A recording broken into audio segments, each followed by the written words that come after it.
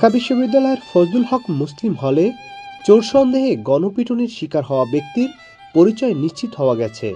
তোফাজ্জল নামের ওই ব্যক্তির বাড়ি বরিশালের বরগুনা জেলার পাথরঘাটা উপজেলার কাঁঠালতলী ইউনিয়নে। তার বাবা মা কেউ বেঁচে নেই।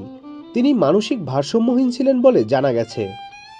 বুধবার রাতে শিক্ষার্থীদের একটি দল তাকে মারধরের পর মুমূর্ষু অবস্থায় ঢাকা মেডিকেল কলেজে নেওয়া হলে কর্তব্যরত চিকিৎসক তাকে মৃত ঘোষণা করেন।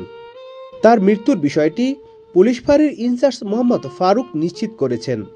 তিনি বলেন, আহত অবস্থায় তাকে হাসপাতালে নিয়ে আসলে পরীক্ষা নিরীক্ষা শেষে চিকিৎসক তাকে মৃত ঘোষণা করেছেন। লাশটি মর্গে রাখা হয়েছে। প্রত্যক্ষদর্শী সূত্রে জানা যায়, রাত 8:30-9টার দিকে ফজলুল হক হলে তোফাজ্জলকে চোর সন্দেহে আটক করেন শিক্ষার্থীরা। পরে চোরের গ্যাং শনাক্ত করতে তাকে জোর করা হয়।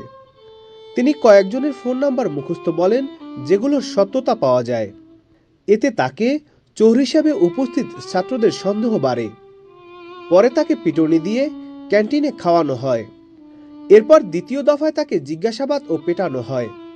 মারধরের কারণে তার পা বেয়ে রক্তের ফোঁটা মেঝেতে পড়েছে বলে জানা যায়।